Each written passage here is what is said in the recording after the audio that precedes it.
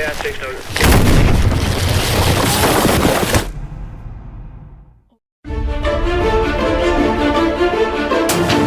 Halo semuanya, apa kabar? Kali ini kita akan membahas sebuah film yang berjudul A War yang dirilis pada bulan Februari tahun 2016, disutradarai oleh Tobias Lindholm serta dibintangi oleh Pilou Asbæk, Tufan Novotny, dan Søren Malling. Film ini akan mengisahkan sekelompok militer Denmark yang bertugas di Afghanistan untuk melindungi warga sipil dari Taliban. Namun dalam misinya, seorang komandan militer Denmark dituduh melakukan tindakan kejahatan perang hingga membuat dirinya harus terancam hukuman penjara. Nah, kalau begitu, tanpa berlama-lama lagi, langsung saja kita simak alur kisahnya.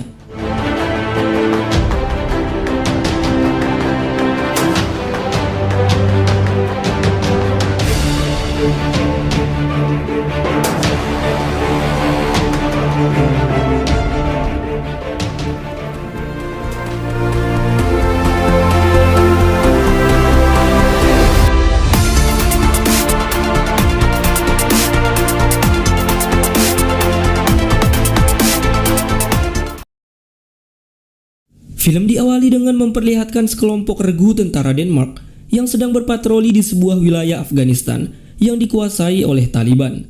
Kemudian, di base camp militer Denmark, kita diperkenalkan dengan seorang komandan militer, yaitu Claus Michael Pedersen. Melalui komunikasi radio, ia mengawasi anggotanya yang sedang berpatroli di sebuah tempat. Tak lama kemudian, ketika para tentara Denmark melintasi suatu tempat, tak sengaja seorang tentara yaitu Anders menginjak sebuah ranjau peledak.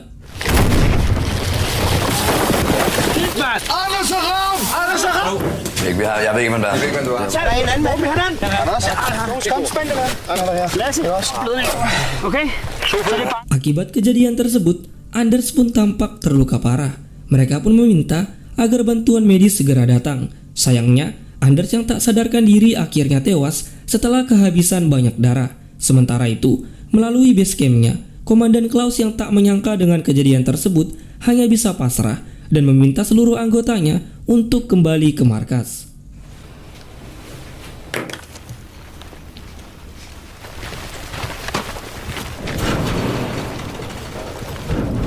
Setelah insiden yang menewaskan Anders, para pimpinan regu pun menjumpai Komandan Claus dan mengeluhkan tugas patroli yang dianggap sangat membahayakan dan tidak ada gunanya. Karena memahami keluhan anggotanya, ia pun memutuskan untuk turut bergabung bersama anggotanya dalam setiap patroli selanjutnya. Kemudian, Komandan Claus pun mengumpulkan seluruh anggotanya dan memberikan pengarahan mengenai tugas dan tujuan mereka dalam menjalankan misi. Di sini, Claus menjelaskan bahwa misi utama mereka adalah menjauhi ancaman Taliban dari warga sipil Afghanistan agar para warga bisa mendapatkan kehidupan yang layak. Ia juga meminta anak buahnya untuk lebih dekat dengan warga lokal agar para warga bisa melihat tujuan kehadiran tentara Denmark di Afghanistan. Setelah itu, di sebuah tempat di Denmark, kita diperkenalkan dengan seorang wanita, yaitu Maria Pedersen, yang merupakan istri Komandan Claus. Ia memiliki 3 orang anak, yaitu Elliot, Julius, dan Fitne. Di sini, ia harus mengurus ketiga orang anaknya dan menunggu kedatangan Komandan Claus yang ternyata sedang menjalani tugas selama beberapa bulan. Di setiap malam, ia juga selalu memberikan kabar kepada Claus melalui telepon dan menyemangatinya. Ja, det er fint. Keesokan paginya, di camp militer Denmark, tampak seorang tentara yaitu Lasse menghampiri Komandan Claus yang baru saja bangun dari tidurnya. Ia meminta Claus untuk memulangkannya kembali ke Denmark karena trauma pasca tewasnya Anders yang merupakan teman dekatnya. Namun, Claus mencoba menenangkannya dan memberikannya tugas berjaga di base camp untuk sementara waktu. Claus juga memberikannya sebuah telepon agar ia bisa menghubungi keluarganya di Denmark dan menenangkan pikirannya. Kemudian, di sebuah pedesaan, Komandan Claus pun menjalani hari pertamanya untuk berpatroli bersama anggotanya. Di sini, seorang anggotanya sempat berselisih dengan seorang pria lokal yang mendesak untuk menolong anaknya yang sedang terluka. Claus pun menenangkan situasi dan memerintahkan pasukannya untuk menolong pria tersebut. Dengan sangat waspada, Klaus dan pasukannya pun mendatangi tempat tinggal pria lokal itu, dan ternyata benar bahwa anak perempuannya mengalami luka bakar di bagian lengannya. Mereka pun memberikan pertolongan medis seadanya dan mengundang pria tersebut ke base camp Klaus jika luka yang dialami anak tersebut tidak kunjung sembuh. Setelah itu, Klaus dan pasukannya pun melanjutkan patroli kembali. Mereka juga menyempatkan diri berkomunikasi dengan warga setempat untuk mencari tahu keberadaan kelompok Taliban. Beberapa warga pun menjelaskan bahwa Taliban sesekali mendatangi desa mereka, kemudian pergi ketika mengetahui kedatangan para tentara Denmark. Di hari selanjutnya, pasukan Klaus berhasil menemukan sebuah ranjau peledak yang ditanam di dalam tanah.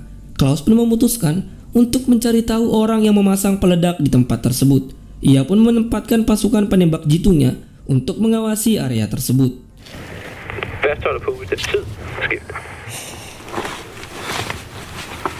Tak lama kemudian, para penembak jitu melihat seorang pria dengan sepeda motor yang ternyata adalah orang yang telah memasang ranjau peledak di tempat tersebut. Setelah melapor dan mendapat izin dari Klaus, mereka pun menembaknya hingga tewas.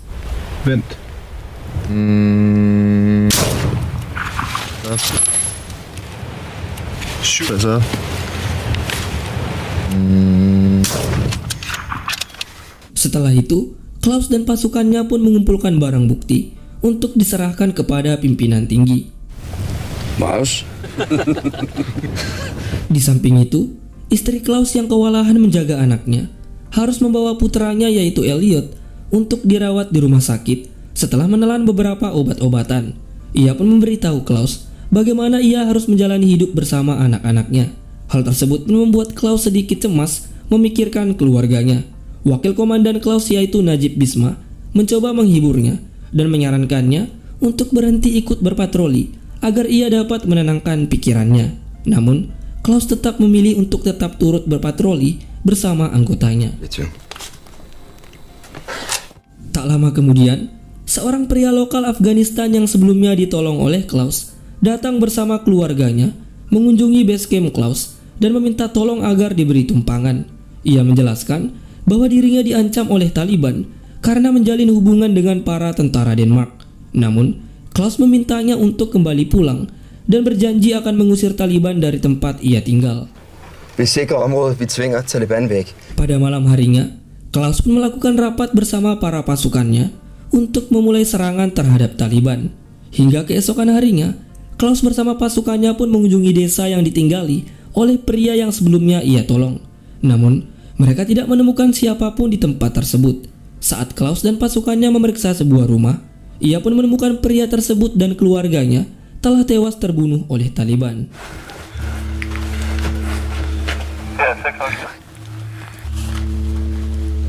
Namun, tak lama kemudian, ketika Klaus dan pasukannya akan kembali ke markas, tiba-tiba mereka pun diserang dari beberapa arah hingga membuat seorang prajurit tertembak di bagian leher.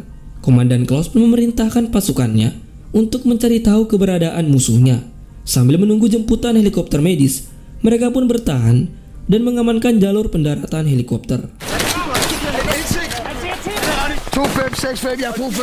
Karena kondisi yang terjepit, Klaus pun memerintahkan operator radio untuk menghubungi markas besar dan meminta dukungan udara. Setelah anggotanya menemukan lokasi para musuh, ia pun diminta untuk memastikan bahwa target serangan tidak berdampak pada warga sipil. Namun, karena situasi yang begitu menegangkan, ia pun menghiraukan aturan tersebut dan mendesak agar dukungan udara menembak musuh di target yang telah ditentukan. Setelah berhasil melumpuhkan musuh, seorang prajurit yaitu Lese akhirnya berhasil dibawa melalui helikopter untuk mendapatkan perawatan medis. Lese pun berhasil selamat dan mengucapkan rasa terima kasihnya kepada Komandan Klaus dan para prajurit yang telah menolongnya.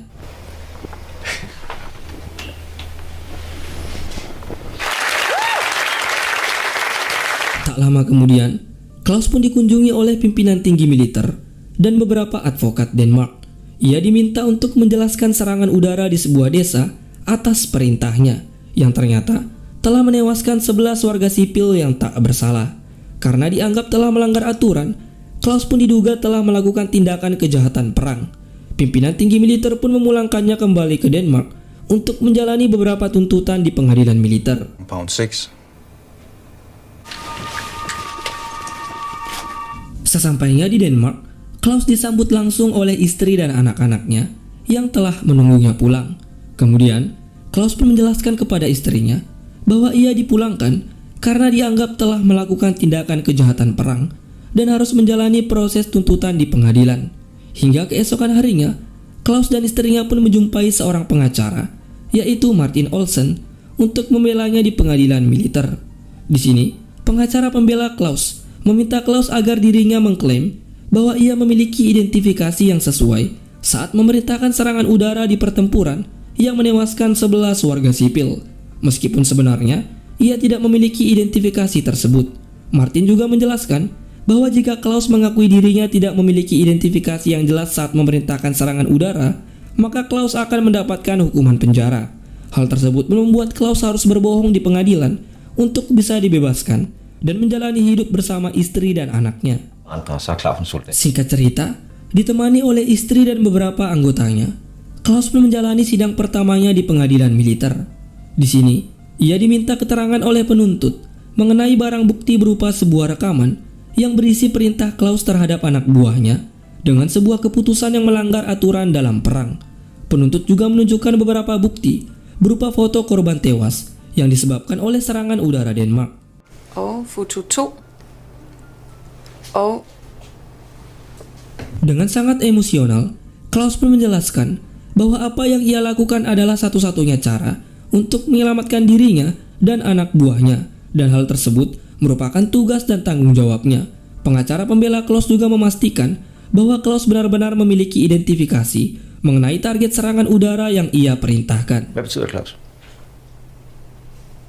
Pada sidang selanjutnya, bukti terhadap Claus meningkat saat anak buah Claus bersaksi di pengadilan.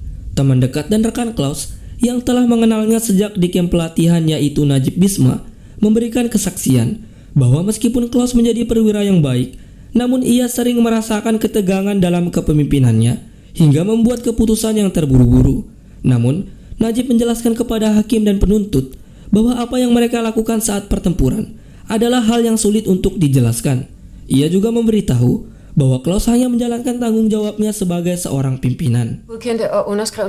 Setelah menjalani beberapa persidangan, seorang saksi terakhir yang merupakan mantan operator radio Claus, yaitu Slekter, memberikan kesaksian yang sebenarnya hanyalah cara untuk membebaskan Claus dari tuntutan. Hal tersebut pun mengejutkan penuntut, bahkan Claus sendiri. Slekter bersaksi bahwa dirinya melihat kilatan senjata dari lokasi target serangan udara yang menguatkan alasan Claus dalam memberikan perintah serangan udara. Pengakuan tersebut membuat hakim dan subkomite yakin bahwa Claus memiliki identifikasi yang jelas ketika ia memerintahkan serangan udara tersebut. Hingga akhirnya, setelah menjalani seluruh persidangan, hakim pun memutuskan bahwa Claus tidak bersalah dan dibebaskan dari segala tuntutan. Frifindes, statskassen betaler. Jeg beder om ro i sagen. Man kan have forståelse for, at der kom. Vores afgørelse her, den er enstemmig, og det betyder...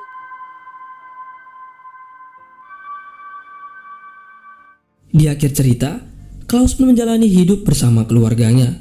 Kemudian, saat Claus menyelipkan selimut kepada putranya, Claus memperhatikan kaki putranya yang menyerupai kaki gadis kecil yang terbunuh di Afghanistan saat ia bertugas. Setelah itu, ia pun duduk sendirian di luar rumahnya sambil memandangi langit malam. Kemudian, film pun selesai.